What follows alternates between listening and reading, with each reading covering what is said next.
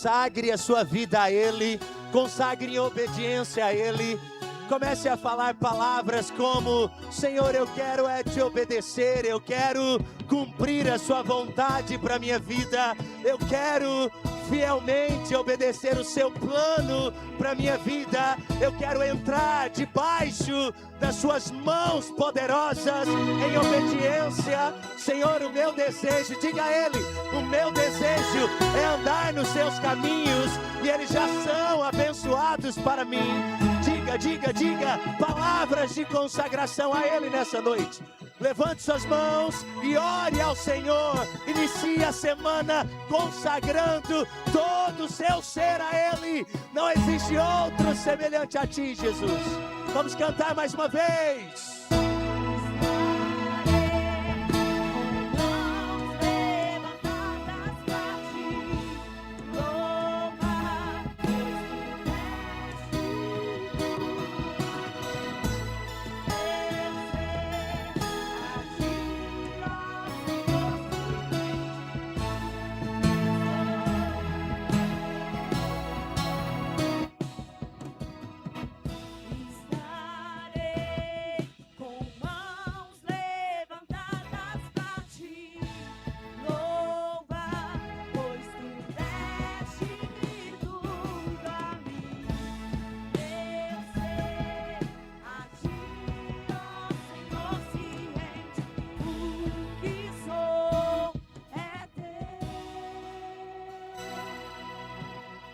Te amamos, Jesus, te amamos.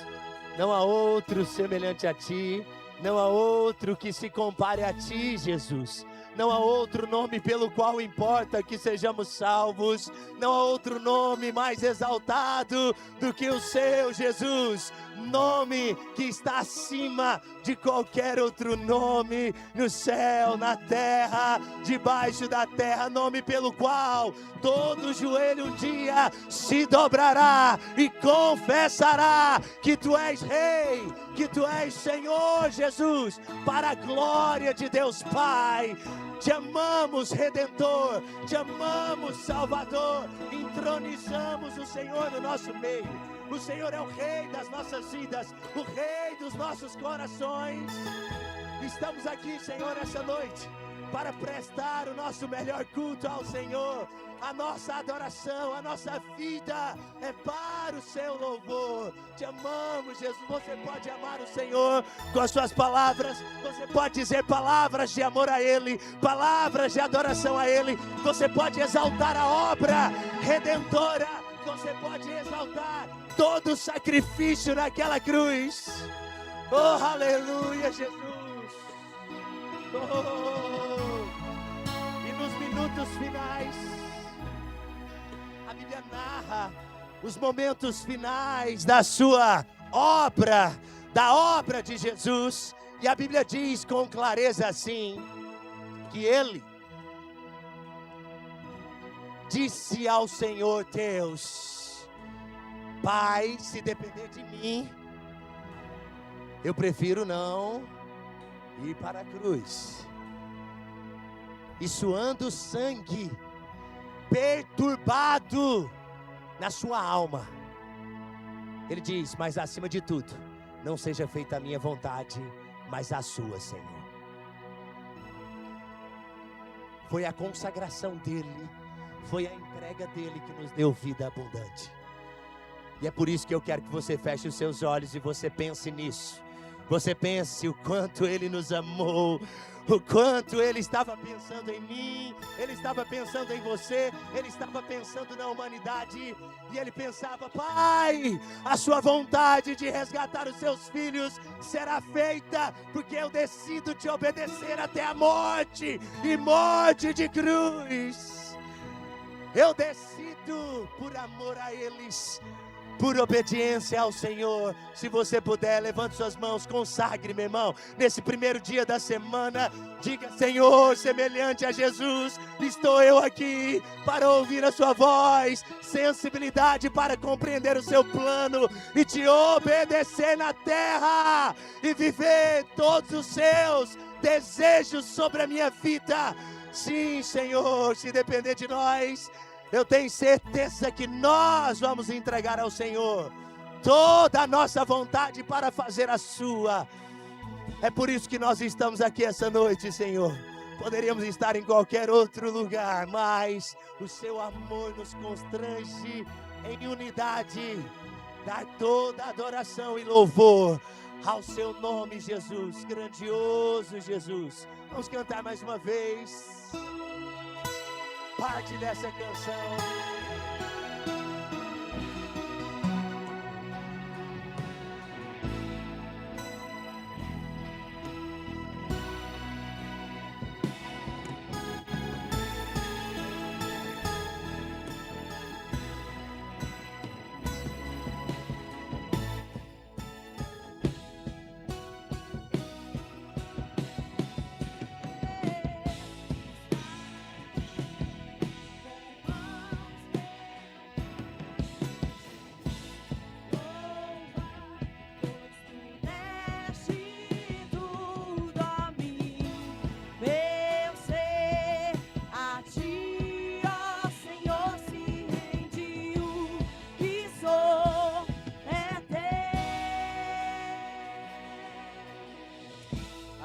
Aleluia, aleluia.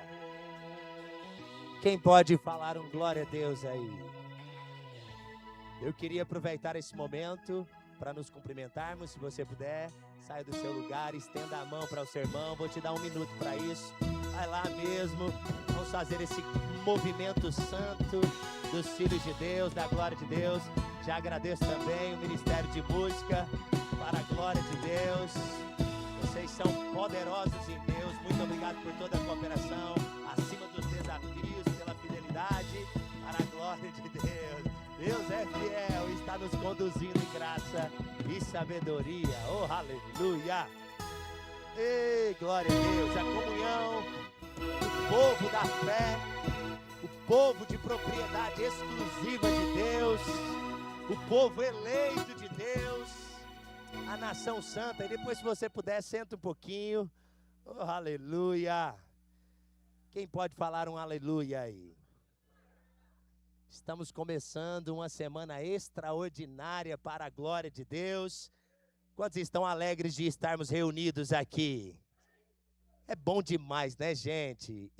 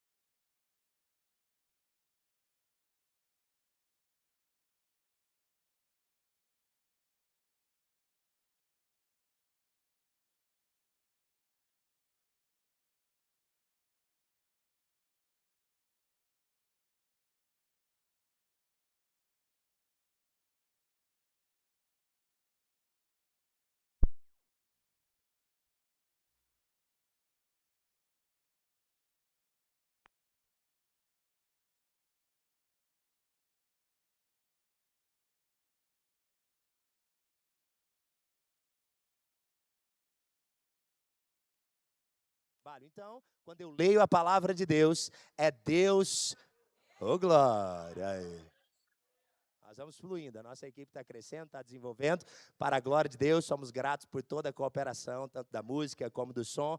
Esse povo é batalhador, viu? Antes da gente chegar aqui, eles já chegaram aí 1 hora antes, estão servindo, estão se desenvolvendo, circunstâncias acontecem, somos gratos demais por todos eles, porque eles são bons, viu? O diabo tenta paralisá-los, mas eles são bons. Oh, glória a Deus. Mas quantos sabem que nós somos mais do que vencedores em Cristo Jesus? Já que é o Espírito Santo quem está nos ensinando, eu gostaria de fazer uma oração pedindo a sabedoria de Deus e do Espírito Santo de Deus. Nós vamos orar mais ou menos nesse sentido assim, ó. Senhor, abra os meus olhos espirituais. Eu quero compreender cada detalhe da sua palavra, eu quero receber e depois que eu receber, eu quero praticar também. Vamos fazer uma oração nesse sentido? Pode ser? Feche seus olhos então, vamos orar. Espírito Santo, o desejo do nosso coração é ouvir a sua voz, receber a sua instrução. Nós queremos compreender cada texto da sua palavra, nós queremos compreender cada detalhe da sua escritura, porque nós temos um objetivo, nós queremos praticar e nós queremos cumprir também, obedecer tudo aquilo que o Senhor nos diz, queremos seguir os seus passos, Jesus, e para isso nós precisamos de muita clareza espiritual. Então eu oro mesmo para que os nossos olhos sejam abertos diante de cada detalhe da sua palavra, que ilumina o nosso coração, a sua palavra que é lâmpada para os nossos pés e também ela é luz para o nosso caminho. Eu creio que essa noite já iniciou por meio desses cânticos, dessa música inspirada pelo seu Espírito, a palavra de Deus, cantada de forma musical, mas nós vamos continuar agora recebendo a mensagem também por meio da pregação e do ensino. Por isso, Senhor, eu me consagro me submetendo à unção do seu Espírito para falar inspirado, segundo o seu desejo, segundo a sua vontade, não segundo preceitos humanos, mas segundo a sua sabedoria, em o nome de Jesus. Quem crê diz amém. Você veio ouvir a sabedoria dos homens ou a sabedoria de Deus? Você gostaria da sabedoria humana ou da palavra de Deus? Então eu gostaria que você já abrisse, por gentileza, em Atos, no capítulo 10. Eu quero começar te mostrando 2 ministrações poderosas de 2 grandes homens de Deus da sua época, 2 referenciais na igreja primitiva. Um deles é Pedro e o outro é Paulo. Quantos sabem que nós tínhamos uma igreja que era influenciada por Pedro e outra igreja influenciada por Paulo? Os que já estudaram no Rema e tiveram a matéria Atos dos Apóstolos sabem disso. E você que ainda não estudou, só no ano que vem, porque as matrículas estão encerradas. Mas quando você estudar, você vai ter uma matéria inteira fluindo no livro de Atos. E você vai perceber que na igreja primitiva nós tínhamos no mínimo 2 grandes igrejas. Eu sei que existem algumas pessoas que são um pouco radicais e dizem, não, na igreja antigamente existia uma única igreja. Agora eu não sei por que tantas denominações, tantas placas, já que a placa não salva ninguém e a igreja somos nós, e nós podemos nos reunir em casa e nem precisamos de uma igreja local, e blá, blá, blá, blá, blá, blá. Assuntos que não estão na Bíblia, mas que dão ibope nas mídias sociais. Se você abrir hoje o seu Instagram e fazer uma live e disser assim, olha, a igreja sou eu, então eu não preciso me reunir numa igreja local, eu tenho certeza que você vai ganhar alguns likes. E se você fizer o contrário e disser, olha, é importante congregar numa igreja local, e nós, eu não sou a igreja, você vai perder alguns seguidores. Mas quando sabem que nós não nos movemos por seguidores ou por likes, nós nos movemos pela palavra viva de Deus. Pois é, então vamos começar iniciando que eu não sou a igreja. Você individualmente não é a igreja. A Bíblia diz que eu sou um membro. A Bíblia nos compara a um corpo, e dentro desse corpo, individualmente, cada um de nós é um membro. E a Bíblia começa a ressaltar que, independente do tamanho do membro ou da influência que ele exerce no corpo humano, ele é importante para o corpo de Cristo, e chega a dizer que o dedo, por menor que seja, tem uma grande influência. Ou alguém poderia ficar sem um dos seus dedos?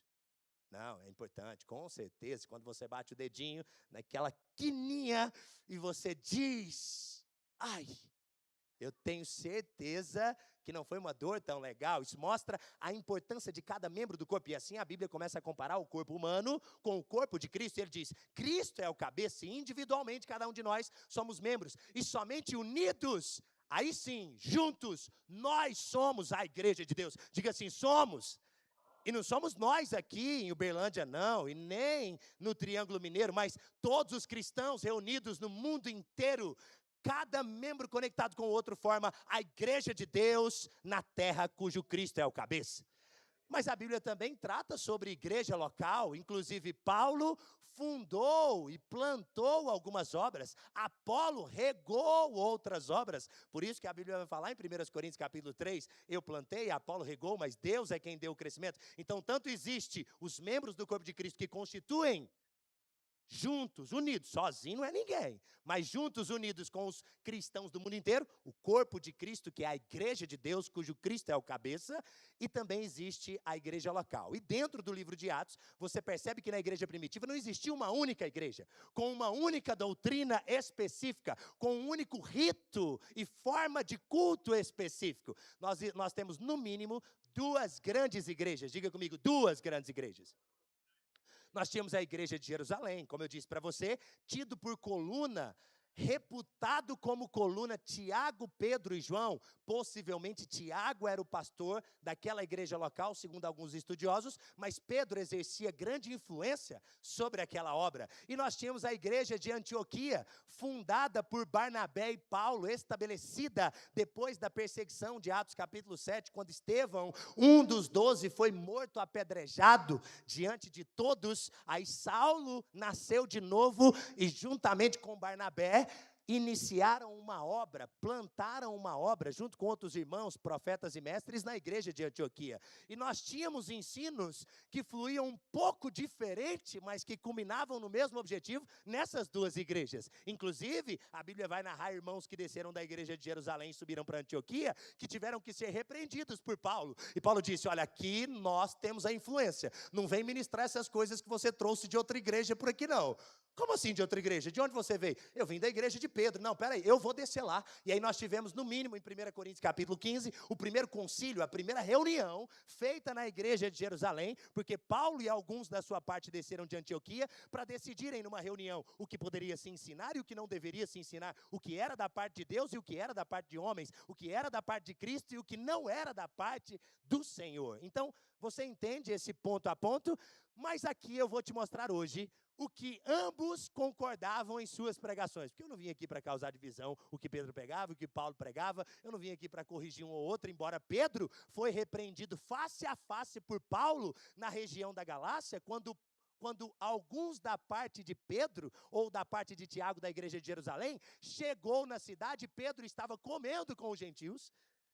Ou seja, parecia que alguns irmãos da igreja de Jerusalém não gostavam muito dessa ideia de se envolver com pessoas de outras raças que não fossem judeus, enquanto Cristo mesmo já havia dito que ele veio para a salvação de todos e não de alguns. Diga comigo, de todos.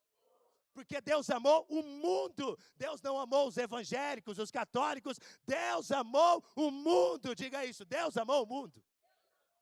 E deu o seu único filho. Então o propósito redentor, o propósito da glória de Deus é para todos aqueles que acreditam, tomam posse, herdam as promessas e juntamente com elas a remissão dos seus pecados. Então o que eu trago para vocês são dois pontos de vista, como eu já deixei bem claro aqui, de homens que pensavam um pouco diferente e pregavam de formas diferentes, por isso eram lideranças em igrejas diferentes, mas que no que eu vou te mostrar hoje, falaram a mesma coisa. Fala assim,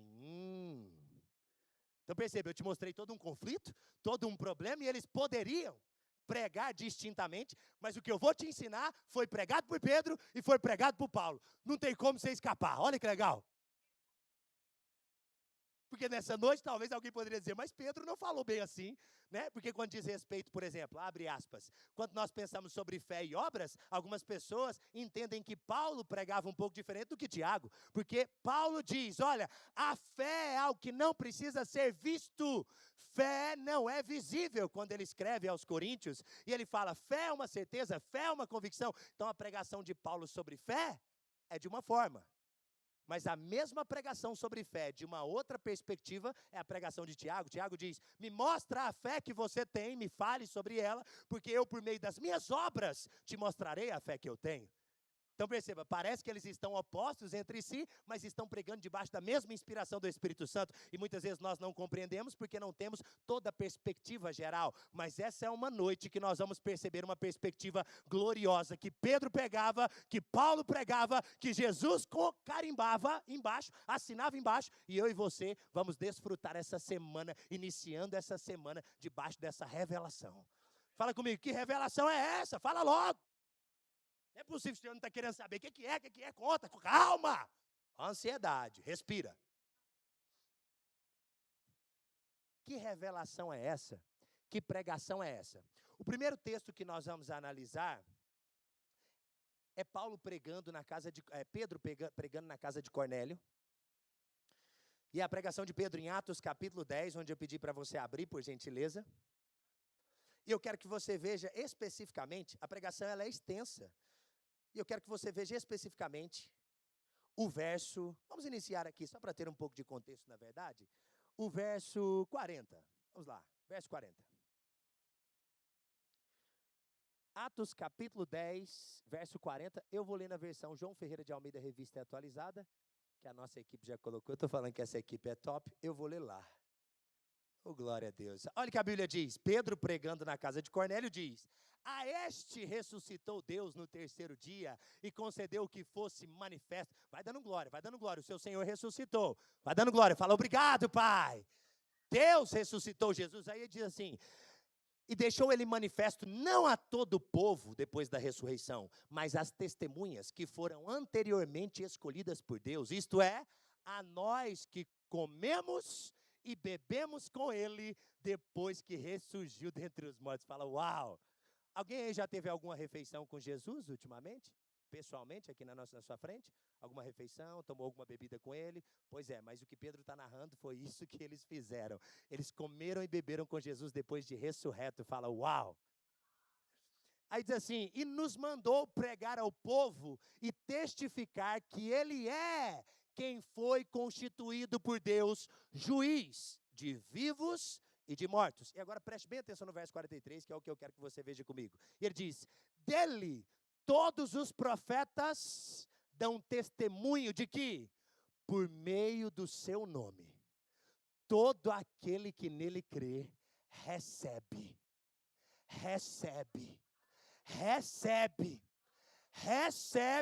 remissão de pecados.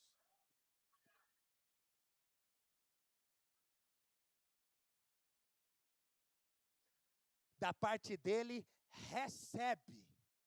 O texto não diz, da parte dele, pede.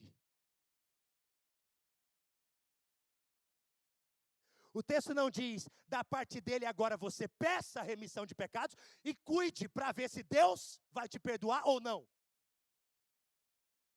Peça para saber se ele depende do que você fez. Porque se o seu pecado foi um pecadão, talvez ele te perdoe. Talvez você fique no sistema do purgatório também, aguardando o juízo. Mas eu ouço pessoas pregarem por aí assim. Mas eu estou vendo Pedro pregar na casa de Cornélio, um gentil. Ele entrou na casa de um gentil, e se você olhar o contexto, a primeira coisa que ele fala é o seguinte, imagina, ele entrou dentro da casa do camarada e diz assim, olha, nem me convém estar aqui com você, porque você sabe que eu sou um judeu, eu não lido com esse tipo de raça. Mas já que você mandou me chamar, eu vim para pregar a você. Perceba como ele inicia o contato com Cornélio. Imagina, alguém vai visitar a sua casa e diz, olha, eu nem poderia estar aqui porque você não é digno da minha presença, mas já que eu vim, ouça a pregação. Esse Cornélio, ele era um gentil a ponto de Pedro tratar assim. Mas ele era tão humilde, tão simples, embora fosse uma autoridade, tão humilde, tão simples, a ponto de ouvir a pregação e disser, então eu recebo, eu quero.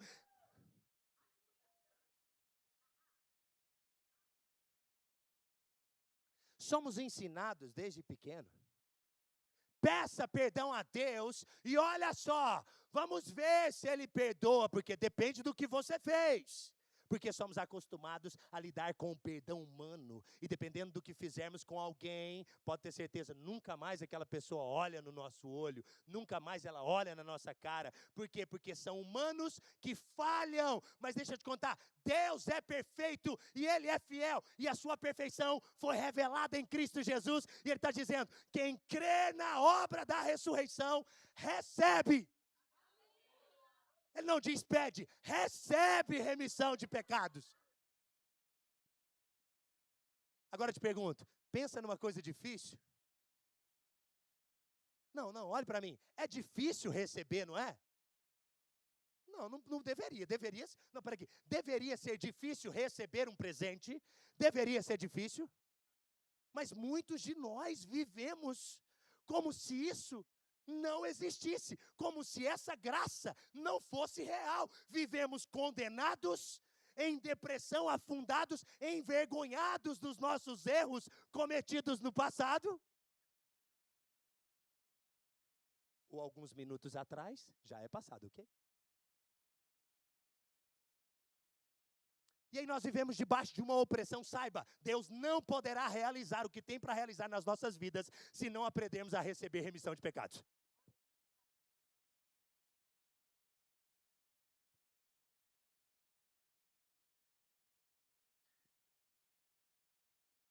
Veja o que o irmão Reagan escreveu, o fundador do Rema.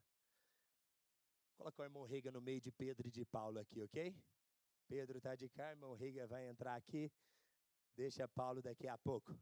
Irmão Reagan falando sobre justiça, entenda, são palavras semelhantes, não são plenamente iguais, mas elas querem o mesmo bem comum, palavras como ser a justiça de Deus, ser uma nova criatura, receber remissão de pecados, ser um novo homem, um novo ser, receber a graça, o dom da justiça. Isso são sinônimos, essas palavras se encontram em algum momento. Elas não querem dizer exatamente a mesma coisa, porque cada uma trata de um aspecto específico, mas no fim, elas provocam a mesma intenção. Alguém que é uma nova criatura é alguém que foi justificado por Deus. Alguém que foi justificado por Deus é alguém que é um novo ser. Alguém que é um novo ser é alguém que recebeu a abundância da graça.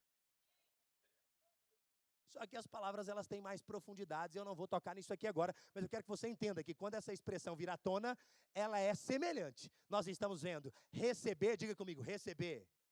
É difícil receber? Então fica o meu conselho para você essa noite, receba. Remissão de pecados. Aí a palavra semelhante, que é a palavra, o dom da justiça, né? Depois eu quero ler esse texto, mas se tratando de um dom, é um presente. Em um presente você recebe ou doa, né? No caso, Deus doou a sua justiça revelada em Cristo Jesus. O dom da justiça, uau! E aí o irmão Reagan, se tratando sobre o dom da justiça, ele escreve o seguinte: a verdade... Não, desculpa, vou ler antes um pouco, vou ler tudo, né? O que o dom da justiça significa? Aí ele diz, primeiramente é um dom. O que significa que nós não fizemos nada para ganhar ou receber. Já vai falando, obrigado, pai. Não, se você é grato, achei que você tinha que andar a pé daqui até a Romaria para receber. E se te ensinaram isso, está errado. Achei que você tinha que dar o dízimo para receber remissão de pecados. E se te ensinaram isso, está errado. Achei que você tinha que frequentar uma congregação local para receber remissão de pecados. E se te ensinaram isso, está errado. Você não tem que fazer nada previamente. Você só recebe aquilo que já foi feito em Cristo Jesus. Aí ele diz, um dom então é um presente, você recebe, ok? Segundo, isto significa que nós fomos justificados com Deus. Significa que nós temos uma posição correta e legal diante de Deus. Isso significa que quando você recebe remissão de pecados, não importa o quão injusto você já foi na sua vida, o quão pecador você já foi na sua vida, mas quando você recebe remissão de pecados, é como se você se tornasse legalmente justo diante de Deus e diante de todos. Tiago, mas as pessoas não me veem assim. Aí se lembre que você não vive pelas palavras que saem das bocas das pessoas. Você vive pela palavra que procede da boca de Deus. Oh, aleluia. Aí ele continua dizendo: a verdade é que você não pode crescer na justiça. E se eu trouxer para as palavras que eu estou usando, a verdade é que você não pode ser mais remido, mais perdoado do que já foi uma vez. Eu sei que é difícil, gente, a gente entender isso, mas essa é uma noite de clareza espiritual no nome poderoso de Jesus. Em outras palavras, você não pode ter mais posição legal com Deus do que o que você já tem agora mesmo. Até mesmo quando você... Preste isso aqui, presta atenção. Até mesmo quando você chegar no céu, você não terá um melhor posicionamento com Deus do que o que você já tem agora mesmo. Não, peraí.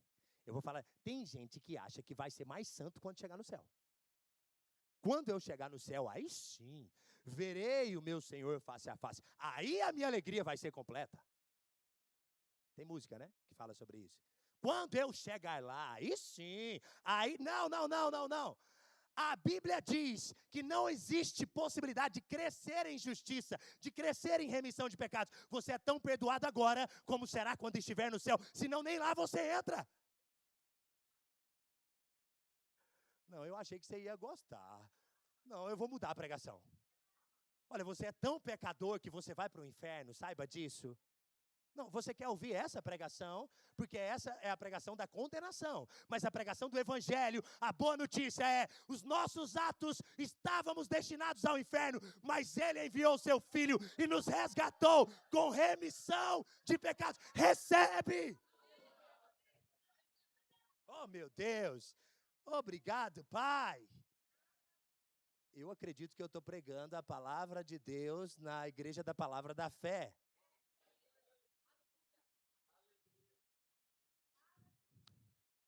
Você não será mais justo ou menos justo do que é agora. Então perceba, o que eu estou te ensinando não é sobre o que você pode praticar. Não é sobre o que os nossos atos podem operar.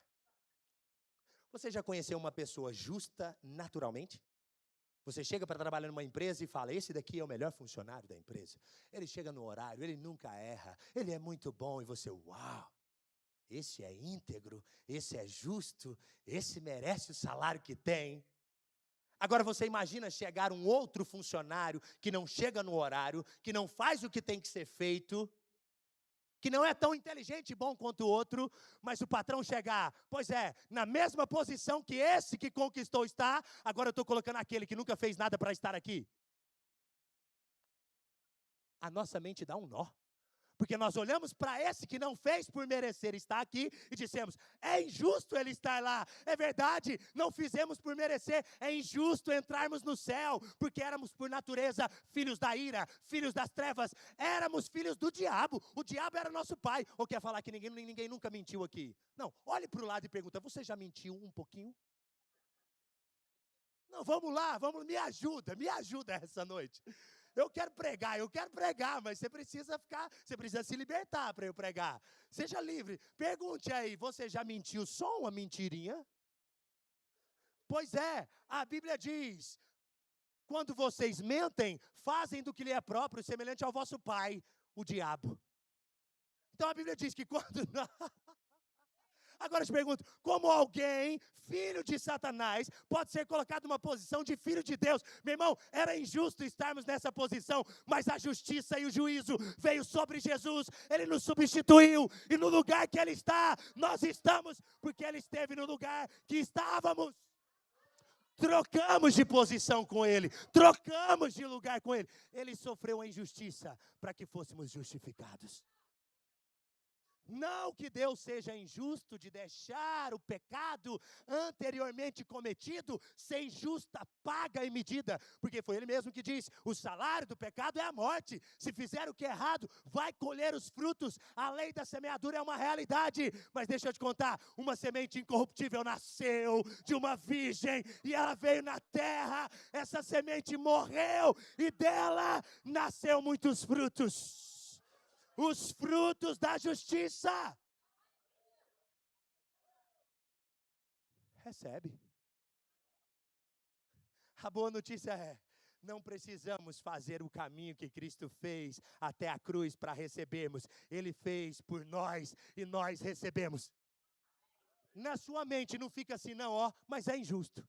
Não, seja sincero, não fica assim, mas não é legal isso, é injusto. Fica ou não fica?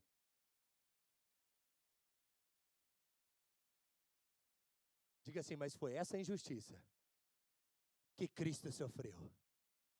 E aquele que nele crê, recebe. Porque foi pago nele. Isso é o evangelho.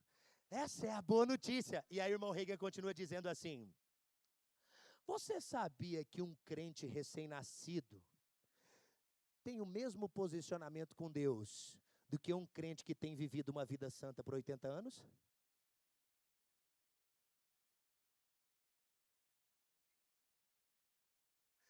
Parece ou não parece injusto isso? Espera aí, um crente que está há 80 anos servindo a Deus, com honra ao Senhor, em santidade. Aí eu coloco ele aqui de um lado. E aí eu vou e busco o pior pecador, que decidiu agora mesmo receber a justiça de Deus, decidiu agora mesmo crer na morte e ressurreição de Jesus, decidiu agora mesmo entregar a vida para Jesus e fazer dele o Senhor da sua vida. Aí eu trago esse camarada e coloco, e agora esse cara que estava no pecado há segundos atrás, que era um assassino há segundos atrás, que era deixa eu falar algo bem feio aqui para te chocar, que era um pedófilo há segundos atrás, e agora ele está remido porque creu na obra redentora de Cristo, e ele está no mesmo posicionamento de um crente de 80 anos que andou a sua vida inteira em santidade. Eu te pergunto, isso parece justo? Parece. Diga assim, e nem é. Não, fala comigo, e nem é.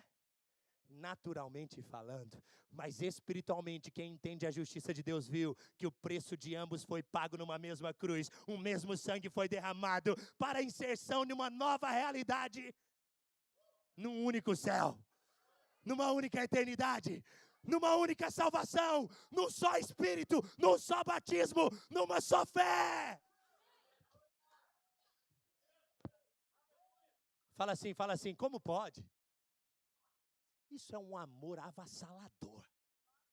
Isso é um amor atropelador. Atropela ideias, atropela sentidos humanos, atropela pensamentos incrédulos.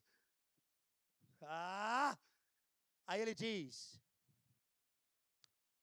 como isso é possível? É tudo possível através de Jesus e do que ele fez por nós. Ele disse aleluia aqui também no texto. Acho que estamos conectados, né? Vamos ver o que Paulo disse? Atos capítulo 26, na pregação de Paulo. Oh, glória a Deus. Meu Jesus. Salvador. Outro igual não há. Atos capítulo 26, eu quero que você veja a pregação de Paulo. Vamos ler um contexto aqui.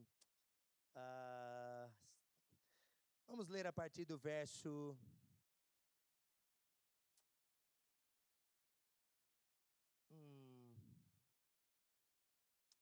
Vamos ler a partir do verso 15, que Paulo está contando o próprio testemunho dele, de quando ele nasceu de novo e recebeu a remissão de pecados.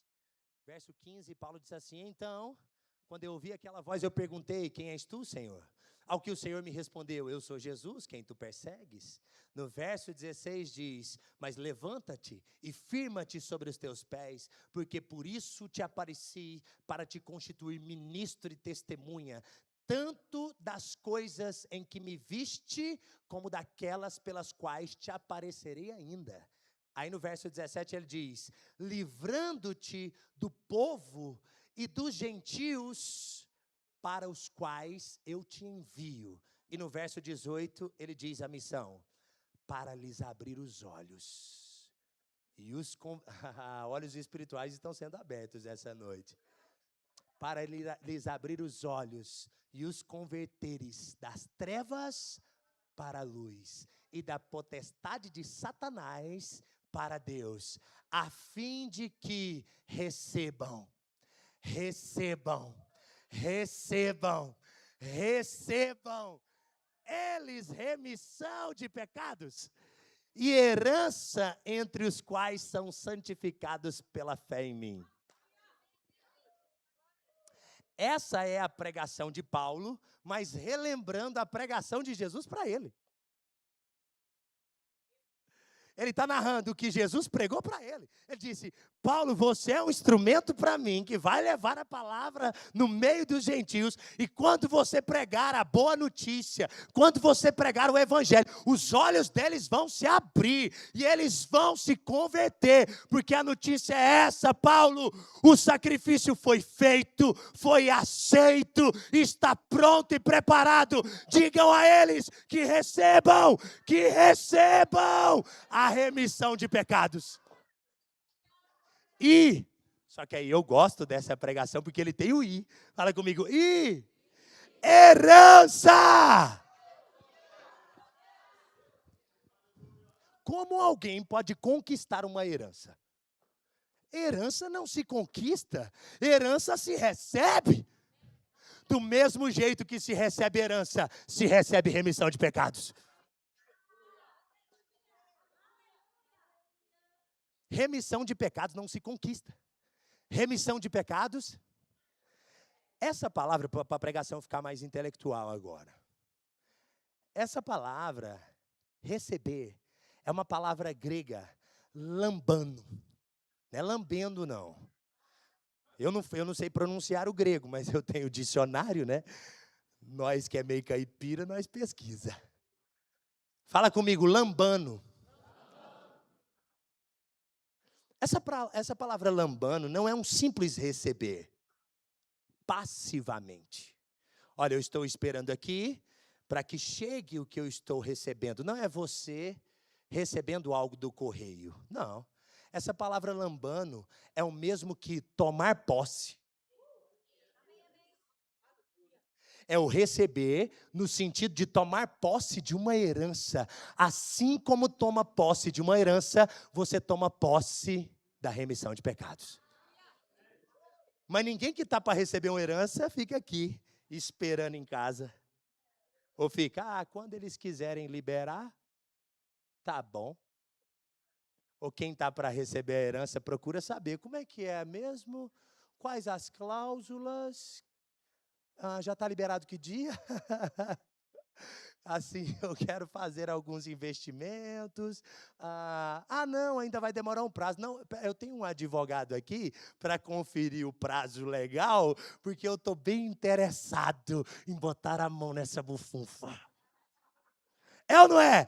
Assim se recebe remissão de pecados. Meu irmão, você não fica pensando, eu preciso me livrar do pecado. Ai, meu Deus, eu não posso pecar hoje. E agora eu estou num mundo corrompido. Acho que eu vou pecar. Hoje será que eu peco ou não peco? Não, você fica com aquela expectativa. Ei, eu tenho a remissão de pecado. Hoje eu vou conferir o que está na herança para que eu possa desfrutar. Hoje eu vou conferir o que faz parte da minha liberdade em Cristo. Porque essa palavra, mais próximo do original também, a remissão de pecados, é o mesmo que libertação ou liberdade do pecado. Perceba, essa mensagem, ela não vem com a finalidade de liberar o povo ao pecado. Essa mensagem vem com a finalidade de alertar o povo. Você já foi livre do pecado, então pode viver sem pecar.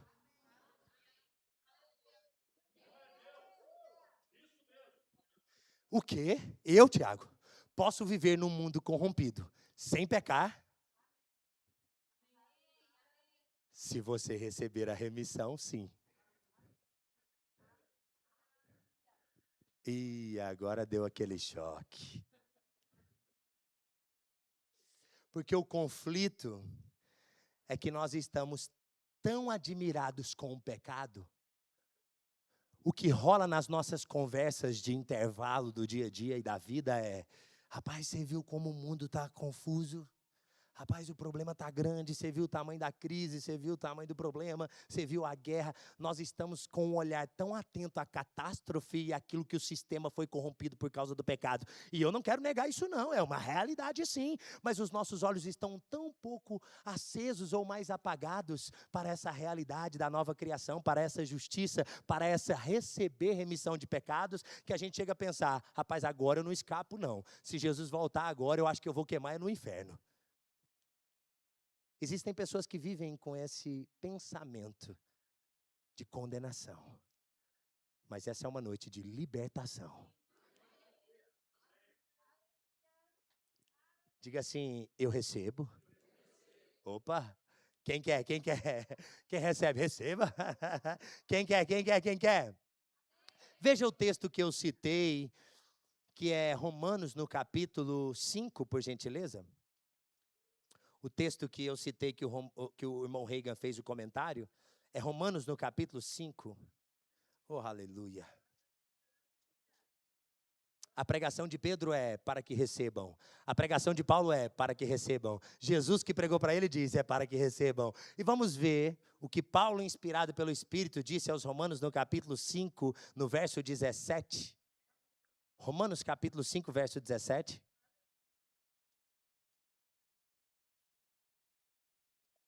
Diz assim: se pela ofensa de um e por meio de um só reinou a morte. Diga assim, a morte é um rei. Perceba, a morte se tornou um rei. A morte reinou. Eu te pergunto, o que as pessoas têm mais medo hoje? A morte se tornou um rei no sistema corrompido do pecado. A morte reinou. Mas a Bíblia diz muito mais. Diga assim, mais do que a morte. Ah, existe um rei superior à morte. Ele diz, muito mais os que recebem. Os que recebem. Os que recebem. Os que lambano. Os que recebem a abundância da graça e o dom da justiça. Antes quem reinava? Mas os que recebem reinarão em vida. Peraí, o que reinava antes? Quem era o rei? Mas quem é o rei dos que recebem? Não, gente, lê a Bíblia. Reinarão em vida. Qual era o rei anterior? E quem recebe está reinando aonde agora? Diga comigo, vida! Antes o rei era, mas os que recebem a abundância da graça e o dom da justiça reinarão em vida por meio de um só, a saber, Jesus Cristo.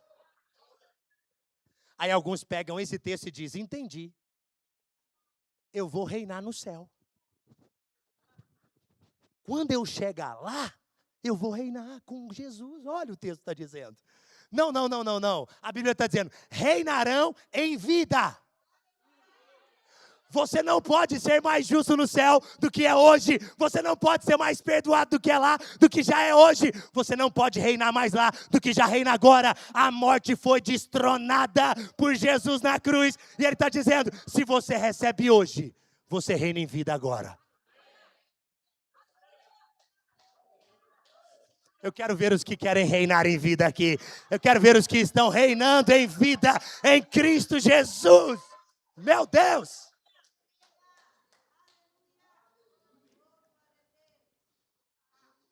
Mas tem que receber. Tem uma música que é bem legal, do nosso supervisor, um dos nossos supervisores.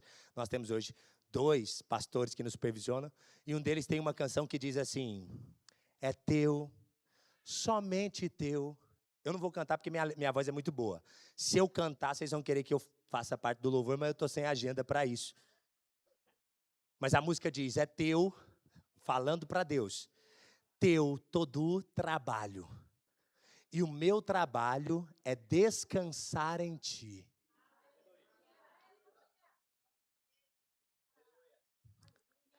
Fala para o seu irmão assim, sai da frente. Deixa Deus trabalhar. Só recebe.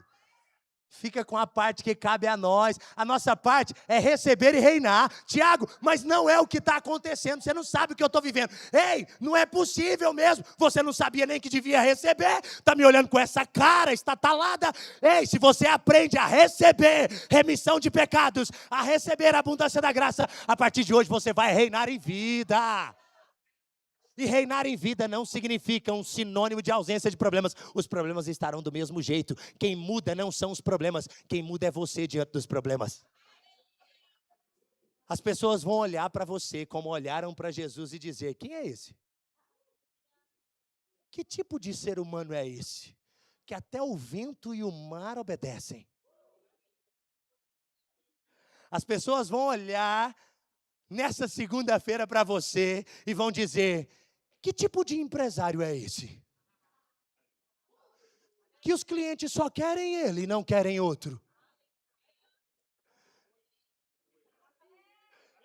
Que tipo de advogado é esse? Que tipo de marceneiro é esse? Que tipo de pedreiro é esse? Mas que tipo de mecânico é esse? Mas que tipo de funcionário é esse?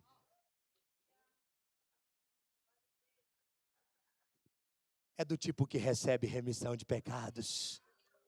É do tipo que recebe a abundância da graça. É do tipo que aceita a justiça de Deus. É do tipo que está reinando na terra. Veja Colossenses para a gente assim, começar a finalizar. Eu que digo quinta-feira tem mais. Inclusive, vou ministrar na próxima quinta. A próxima quinta já é desse mês, né? Vou ministrar na outra também. Vou lançar um seminário de escatologia. Já que nós estamos falando dessa vida na terra, eu vou te mostrar como essa vida na terra, esse reinar aqui, reflete uma eternidade com Deus. Mas se não mudar a mentalidade para reinar em vida aqui, afeta também uma eternidade com Deus. Por isso esse assunto de aprender a receber remissão de pecados e justiça aqui é tão importante. Mas na quinta-feira, vamos começar a fluir aqui. Colossenses capítulo 1, um texto muito conhecido. Quantos lembram daquele do verso 13? Ele nos transportou do império das trevas para o reino do Filho do seu amor. Quantos lembram? Então vamos ler o 13 que você lembra. E depois o 14, que é o mais importante, que eu quero trazer para vocês com uma lupa. A Bíblia diz no Colossenses 1,13, Ele nos libertou do império das trevas e nos transportou para o reino do Filho do seu amor. Olha o verso 14, no qual temos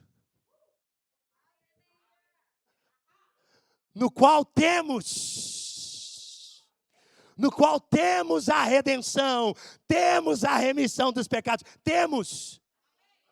Peraí, o texto não está dizendo, no qual, se você pedir a Deus, quem sabe Ele te concede.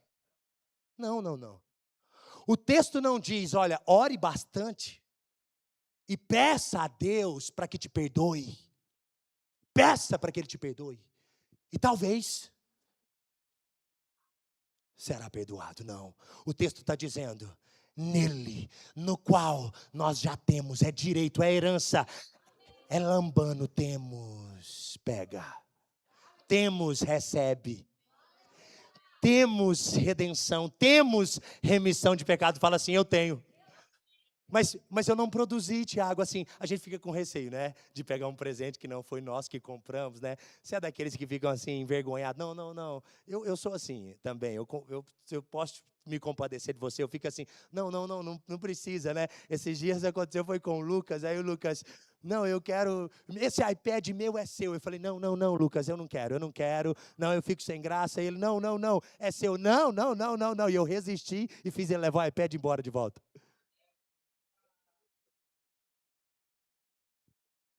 E às vezes nós queremos trazer isso para o contexto de Deus. Ele diz, você já tem, toma, você tem a remissão de pecados. Não, deixa eu ficar condenado aqui, Senhor, no meu canto. Eu não quero sair de casa hoje, deixa eu ficar aqui, eu estou com vergonha. O que as pessoas vão pensar, eu errei mesmo. Eles me viram furando o sinal e eu estava com o adesivo do verbo da vida. Não, Senhor. hoje eu não vou no culto, hoje eu não vou na igreja. Eu mandei uma mensagem errada no grupo e era um palavrão. Não, hoje não. E nós ficamos condenados nos nossos delitos e pecados, enquanto a Bíblia está dizendo, receba a remissão de pecados, enquanto a Bíblia está dizendo, nós já temos a redenção, nós já temos.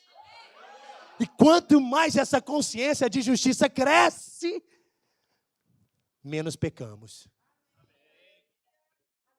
É o contrário. Não pense que se você aumentar a consciência e o conhecimento de justiça, você vai pecar mais, porque aí você já sabe que eu posso pecar, porque eu já sou perdoado. Não é assim. Quem mais peca é quem ainda não conhece a remissão de pecados. É igual antigamente o povo falava assim, eu não quero estudar muito assim teologia, ou no remo a Bíblia, porque assim, a letra mata e o Espírito vivifica. Não! O contexto desse texto está falando da lei, que era a lei do Espírito e da morte, a morte que reinou na lei de Moisés. Mas aqueles que receberam a abundância da graça e o dom da justiça são livres de toda condenação e estão reinando a lei do Espírito e da vida em Cristo Jesus. E quanto mais você conhece, a Bíblia diz, e conhecereis a verdade, e a verdade, ela vai libertar você. Eu só peco ainda porque eu não conheço profundamente. E quanto mais eu estudo, quanto mais eu recebo. Quando essa consciência fica clara, eu menos peco. Porque assim eu sou livre. E para finalizar, o último texto está na primeira carta de João. No capítulo 5. Diga assim, eu recebo. Receba. Confere aí do lado. Fala, você está querendo receber mesmo esse trem?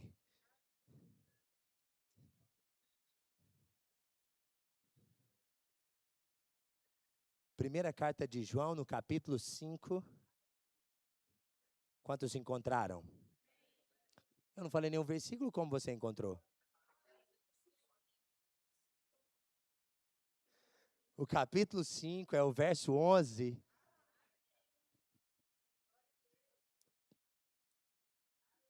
Eu estou na melhor igreja de Uberlândia, do Triângulo Mineiro, do Sul Goiano. Esse povo da fé.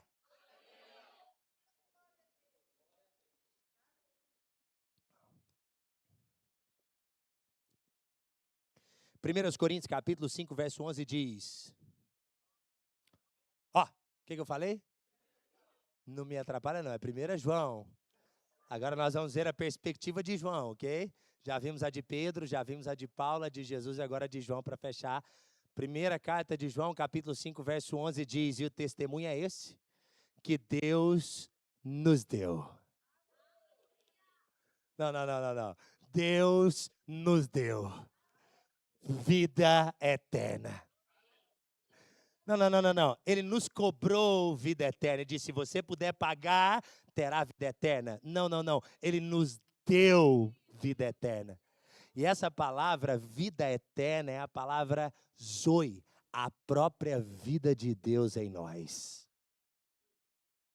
Inclusive, quero até pedir para o pessoal da livraria, se puder, tragam 2 livros que eu quero indicar, esse, Zoe, a própria vida de Deus, e quero também o Amor, o Caminho para a Vitória, que eu vou ler um texto aqui do Amor, o Caminho para a Vitória.